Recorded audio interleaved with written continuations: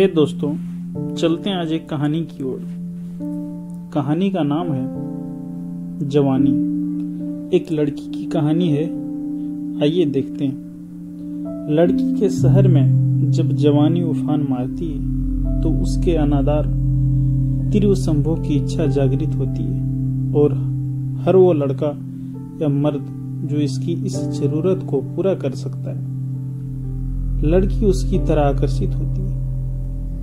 तो देखते हैं। जब मैं 10 वर्ष का था तब मेरी शादी हुई। मेरे पति मानव मुझसे 2 साल बड़े थे।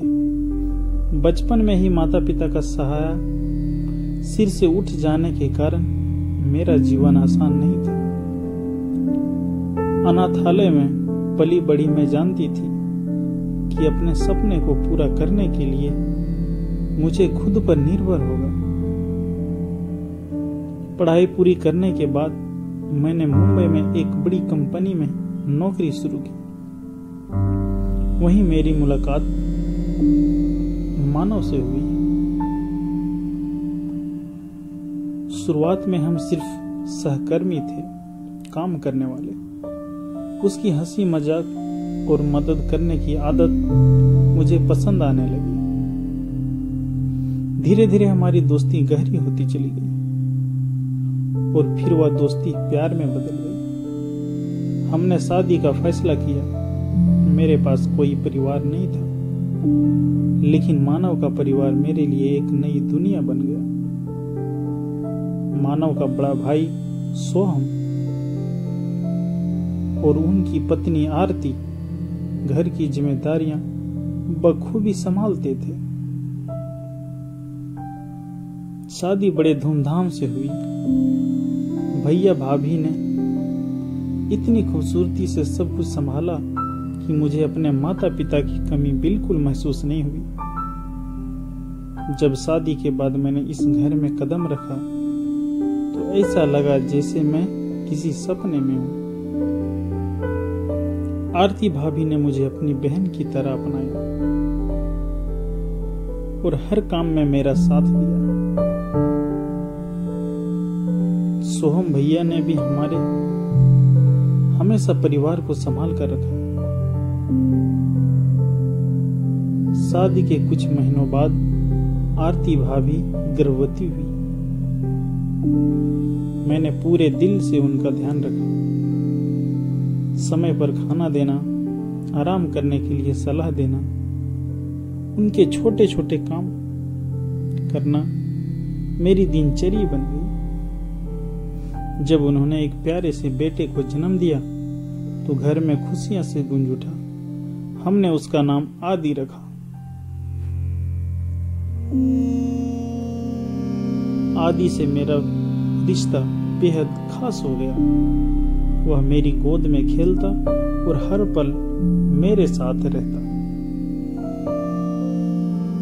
कुछ समय बाद मुझे पता चला कि मैं भी मां बनने वाली हूँ। मानव खुशी से झूम उठा, लेकिन मेरे मन में एक खलीज थी। मैं सोच रही थी कि जब मेरी डिलीवरी का समय आएगा तो मेरे लिए मायके से कौन आएगा,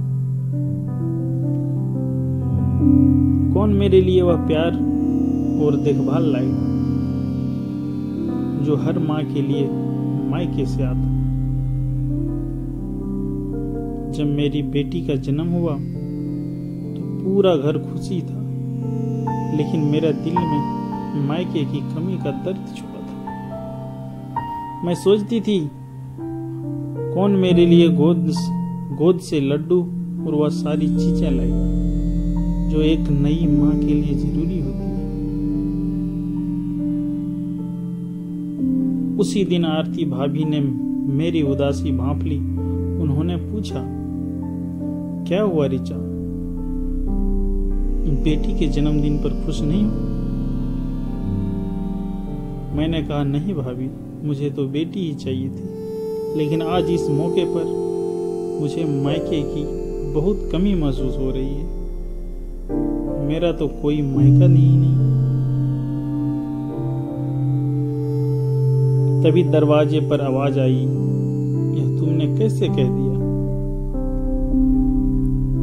उन दोनों ने पलट कर देखा तो आरती की मम्मी ढेर सारे सामान और उपहारों के साथ खड़ी थी। उन्होंने वही सब मेरे और मेरी बेटी के लिए भी लाया था जो उन्होंने आरती के लिए किया था। मेरी आंखों से आंसू छलक पड़े। उन्होंने मुझे गले लगाकर कहा, मेरे लिए जैसे आरती है वैसे ही तुम। खबरदार अगर अब कभी कहा कि तुम्हारा कोई मायका नहीं, यह घर सदा तुम्हारा है और मायका रहेगा।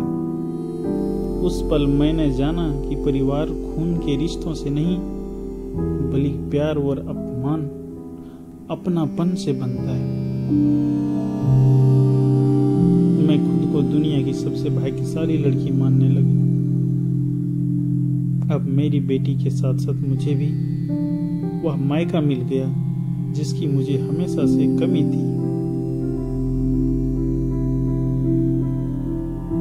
तो दोस्तों, यह कहानी सिर्फ मेरी नहीं बल्कि उन सभी के लिए है और बहुत सारी लड़कियों के लिए जो अपने जीवन में सच्चे रिश्ते और प्यार की तलाश में है। परिवार का असली अर्थ अपनापन और समर्थ है और यही जीवन की खूबसूरती है और खूबसूरत बनाता है।